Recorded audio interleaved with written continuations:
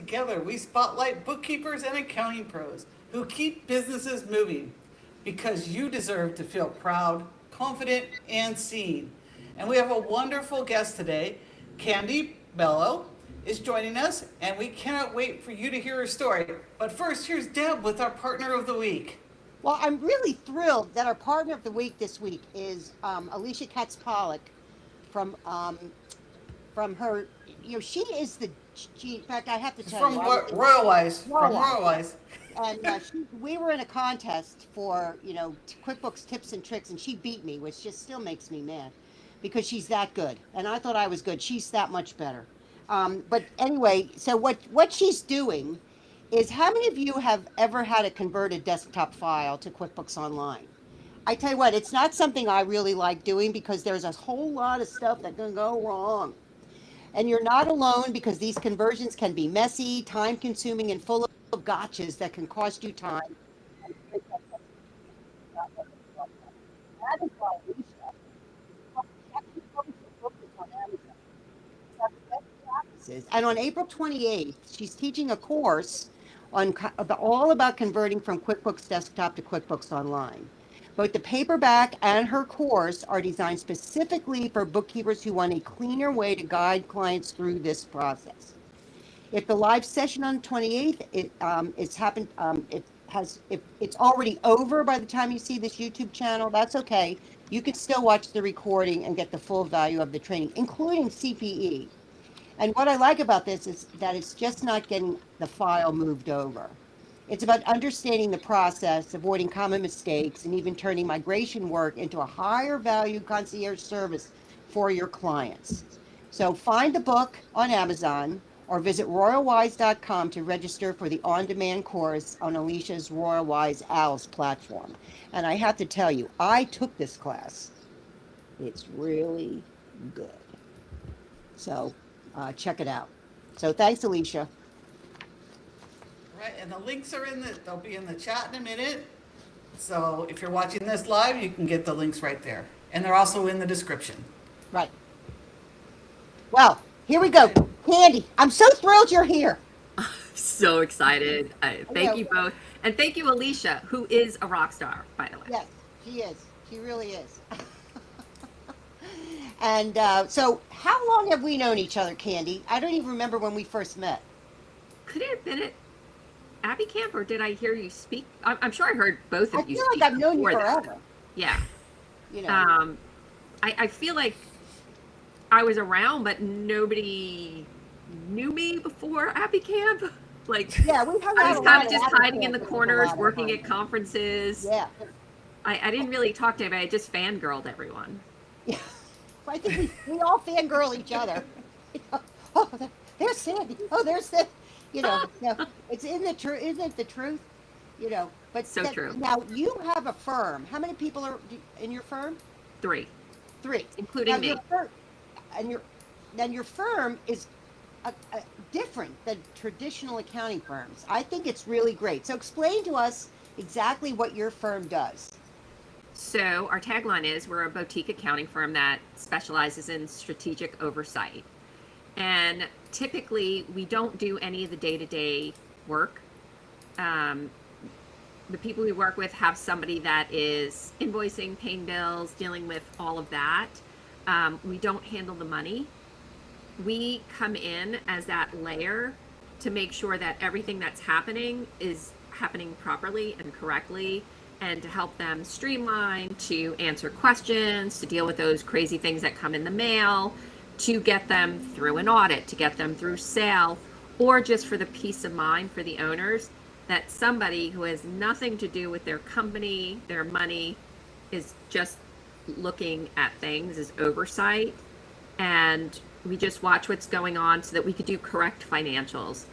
And it could also be a situation where, they have their aunt doing the books who doesn't really know, and they've outgrown that, and now they actually need, for bankers and lenders, they need real GAAP financials, but she knows all the customers and the vendors and everybody loves her, and they just need somebody to come and help get them through those, the financial hurdles they're going through, or their tax preparer is like, I need something more than this. You know, it's like costing them so much extra because they can't produce the financials, but we don't want to do the day-to-day.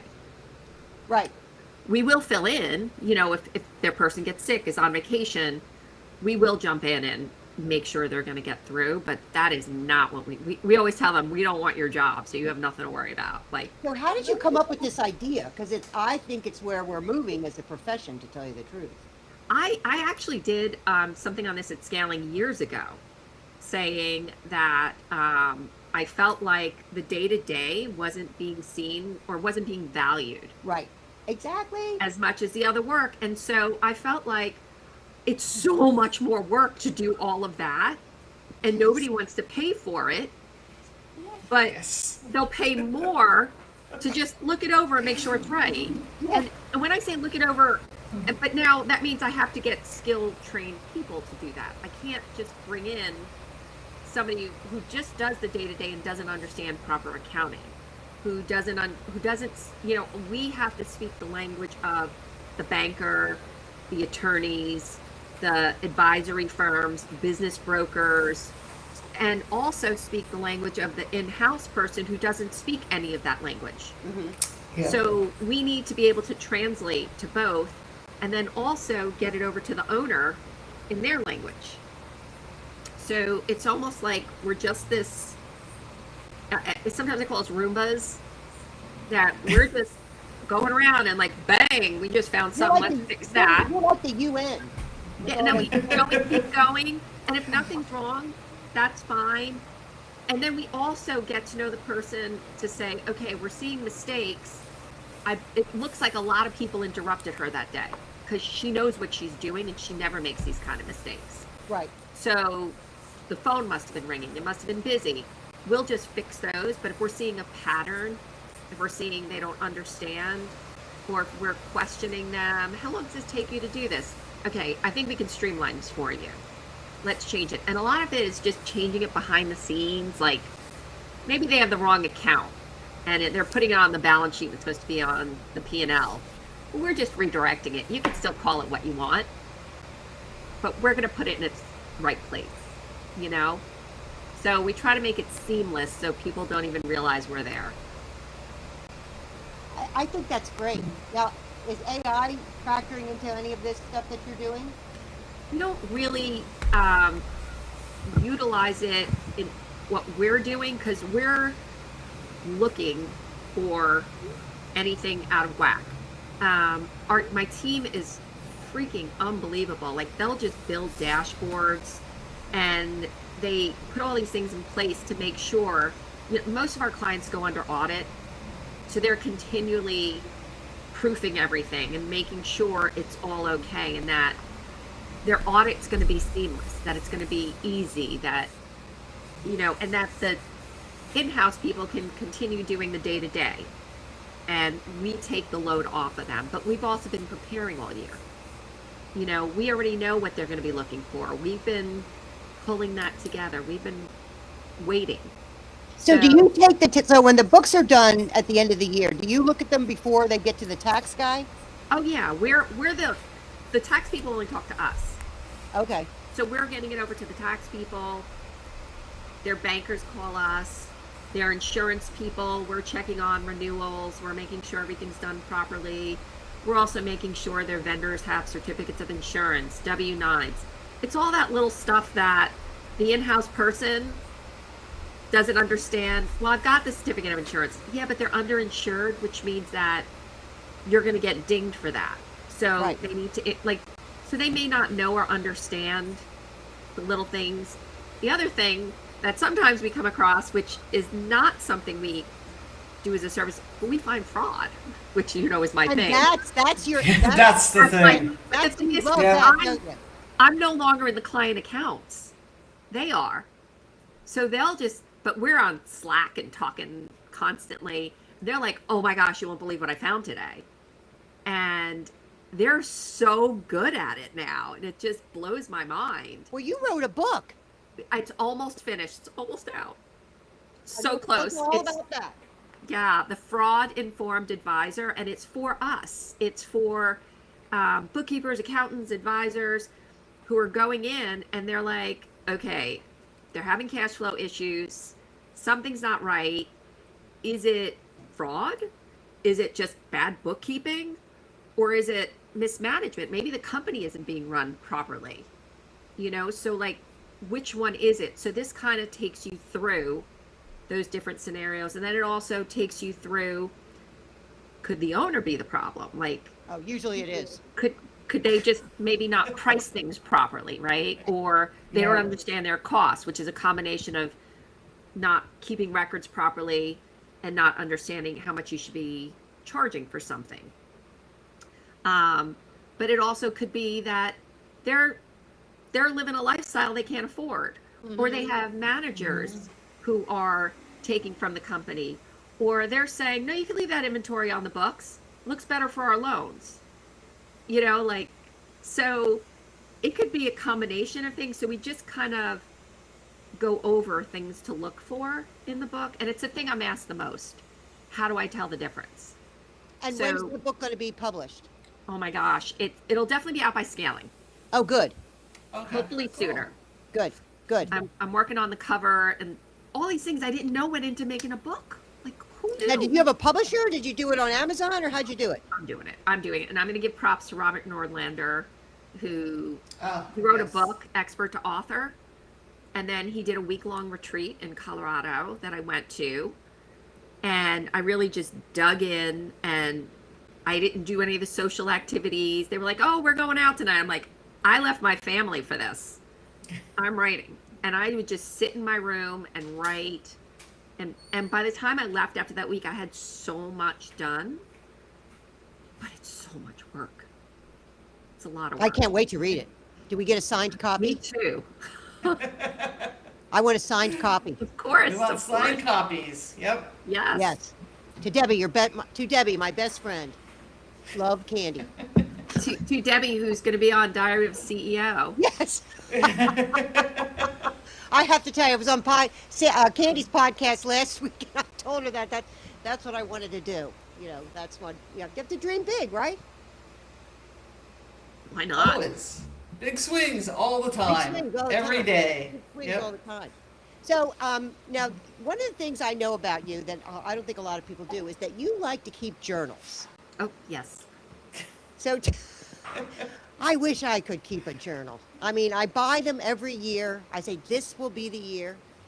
So Well, do you have any of them handy you could just hold up and show? as a matter of fact, I do. Oh, really? Well, actually, what's funny? When I was in New York, I lived and died by my diaries.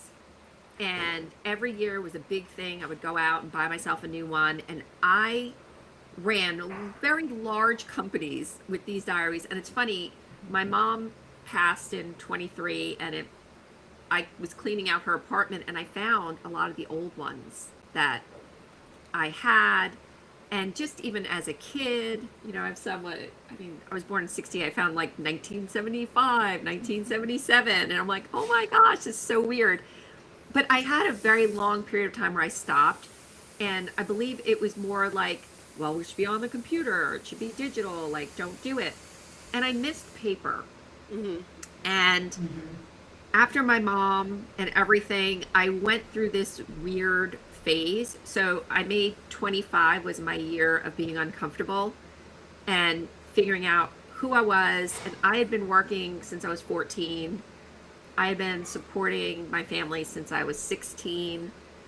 And I was like, okay, it's been 40 years. Mommy needs a break. I'm very tired, and my brain doesn't know anything other than work. So I took improv classes, I took art classes, I stopped working, the team took over, and after everything with my mom, I fired like everybody. And my thing is, I only employ people that need mentorship, not management. So the two on my team are brilliant. They're just wonderful, and I'm so grateful that it gives me this ability to do things like be on here and do my podcast and write a book and just mentor them and work with clients. But I can actually realize that I'm more than just an accountant. Like I felt like that was my whole identity Right. with everything. And so in that, when I was trying to get creative, I just got on these algorithms of journaling and crafting. And so I started, and I have, so this is my daily journal. Just, you know, I just jot stuff down. Oh, see, receipts, just little things that I put in. You put And like you put down like what I'm doing today, like just whatever thought comes in my head. Like, I mean, today all I have is Bookkeepers on fire today, and I was going to write some more later. So do you write like a schedule, or do you just like here's No, what did it's you have a set time whatever- of day you do it? yeah, I try to do it every morning. This morning was hectic, so I didn't have time to sit and write. Sometimes I sit outside and write. Sometimes it's later at night. I just have a thought, but I just try to get stuff out of me. I haven't figured out, like, they have journaling prompts and stuff. I don't know. It's just whatever's in my brain. But then I started trying to do like a daily crafty kind of journal. Oh, look at So I that. was just doing, like, these were quotes I liked. So I was playing with this. I don't know if you could see this kind of stuff. Yeah. And this That's was great. the, this was my friend Melissa puts on a vision board. So I kind of did this, and you know, she says one little degree of change. So like if you make a 1% change every day, just look where you could go. Because if you were going from California to New York and you made a 1% change, you would end up, I think, in Maryland. So I was trying to show, like, you know, here's my journey, but it could go in any direction if I just made a little bit of a change.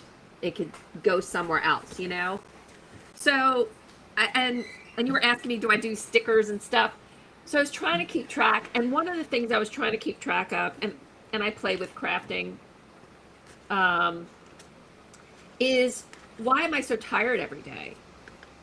So I started tracking what are the everyday things I do that have nothing to do with work or anything I'm supposed to do. And when I started seeing that list come to light every day of things that I don't even count as anything, and you can see those lists were long.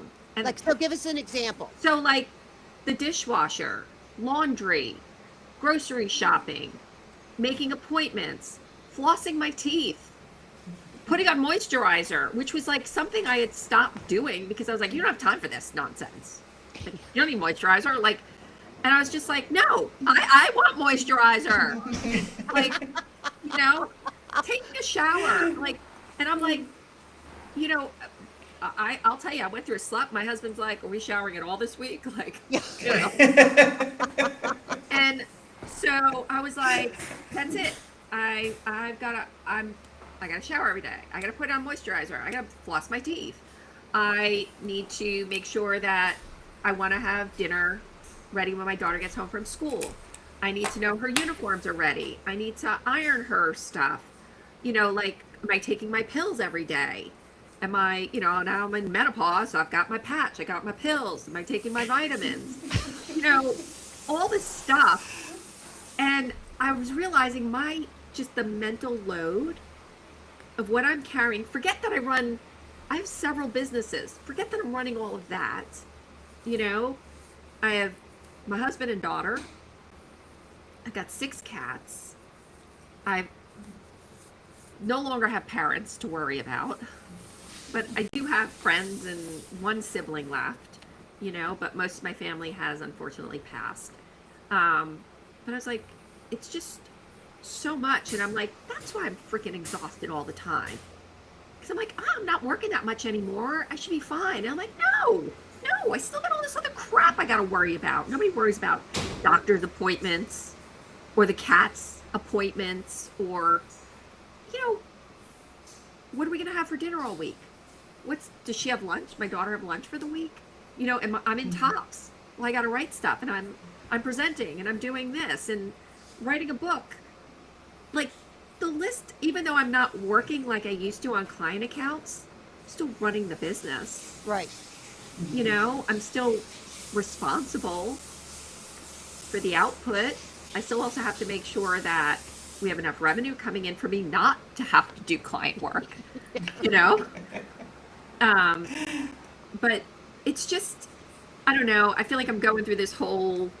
So you made the list of all you Figuring do, and then myself what out. did you do with it? I started checking it, and then I finally confronted my family and said, "We need a family meeting," which of course sends them into, "Mommy's being weird again." Yeah. You know. I walk in on me meditating because I decided I would need to meditate. And like, can I actually for 10 minutes empty my brain? And it's so hard It is hard. because it's just going constantly, but I try every day for at least 10 minutes to shut it off. I am not always successful, but on Now, the do you days I actually am, schedule your I know, like, I schedule exercise every day. I got 6 a.m. I'm at my Pilates class. oh, you're good. I don't schedule exercise for sure. If I did not schedule, I wouldn't do it because I always would. In fact, I go to my Pilates class and I sit You're there and good. go, oh, don't forget the Eagles payroll. Oh, don't forget this. Oh, you can go through this. I'm going through my head.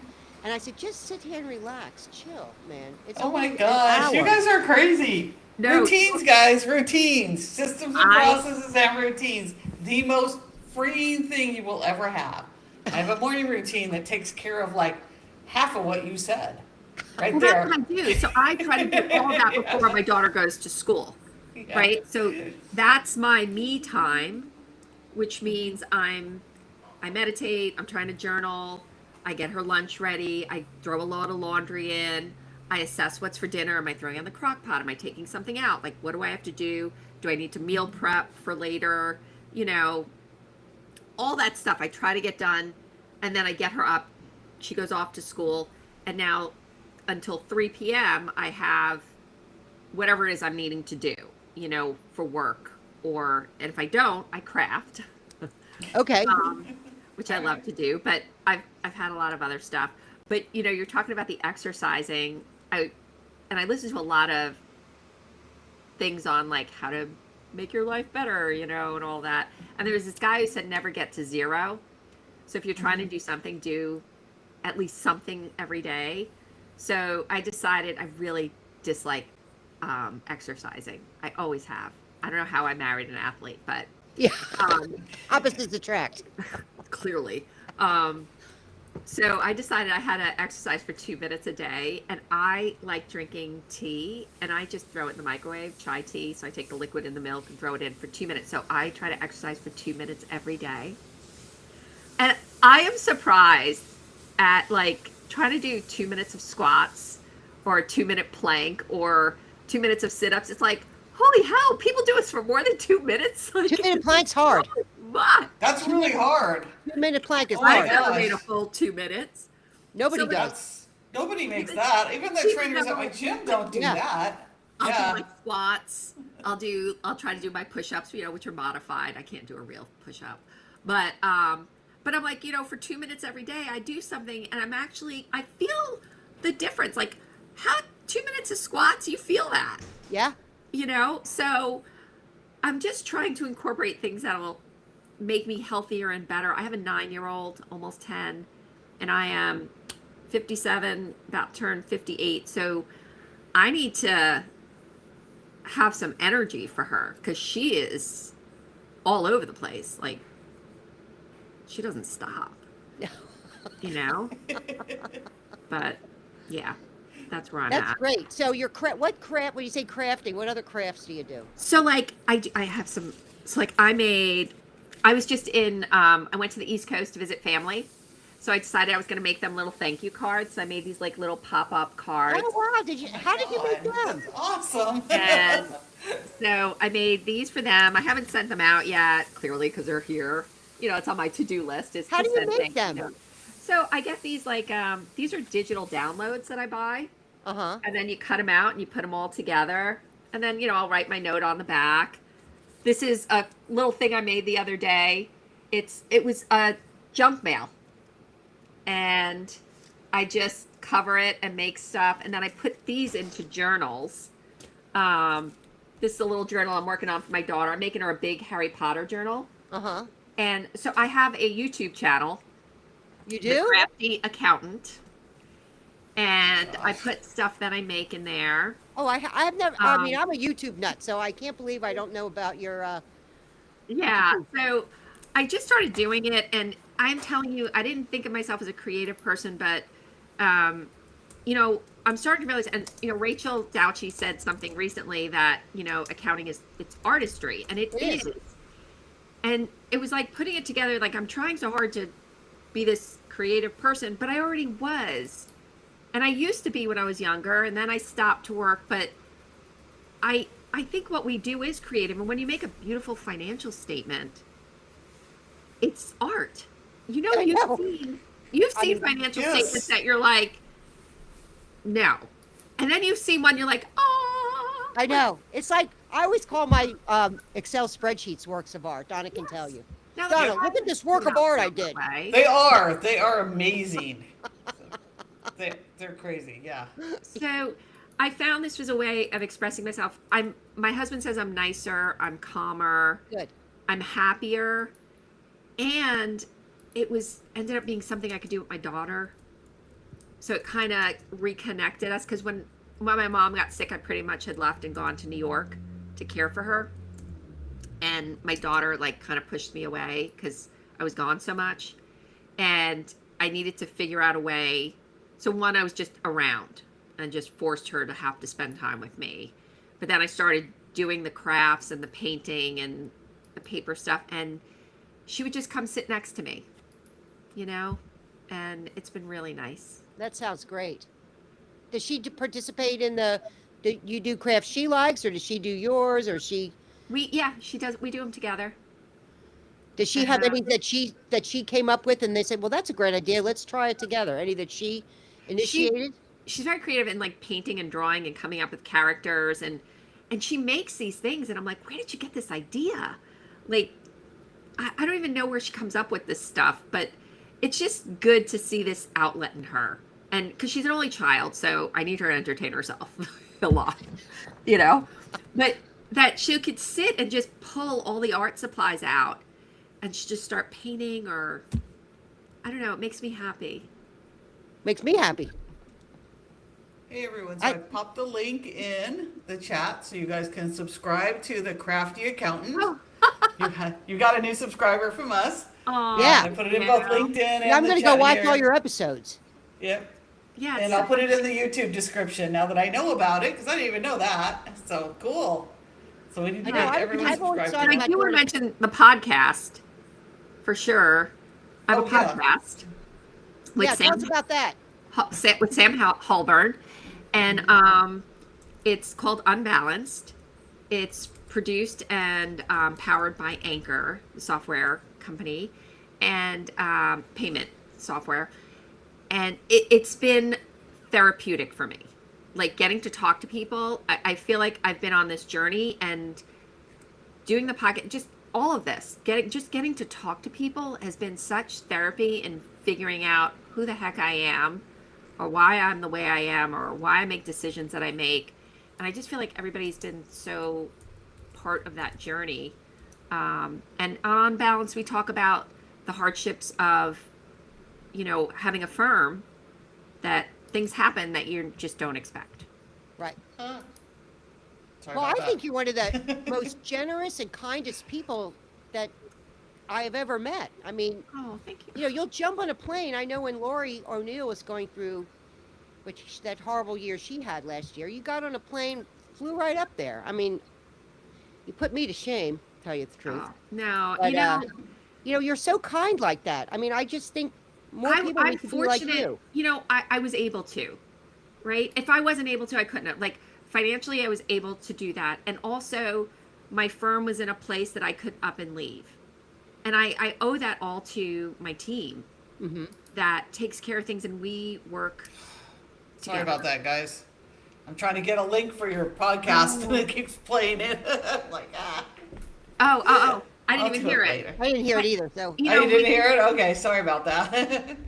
the team's been phenomenal, and they just make me so proud. And the way the clients love them, and tell me, you know, things about them and how much they appreciate them and what they do. And, you know, even I was like, you know, I think I'm going to come back to work. Like, don't. easier without you meddling with stuff, Yeah. you know, because I don't follow any of our rules. Yeah. I do it, you know, my way, like an old school way. And they're like, yeah, we don't do it like that anymore, Candy. Now, are they young? Are the people who work for you, are they younger? Are they We're young all a people? decade apart. So we're 50s, 40s, and 30s. Okay, so they bring generational knowledge to stuff. And That's it's so interesting. You know, my youngest one, she'll get so mad.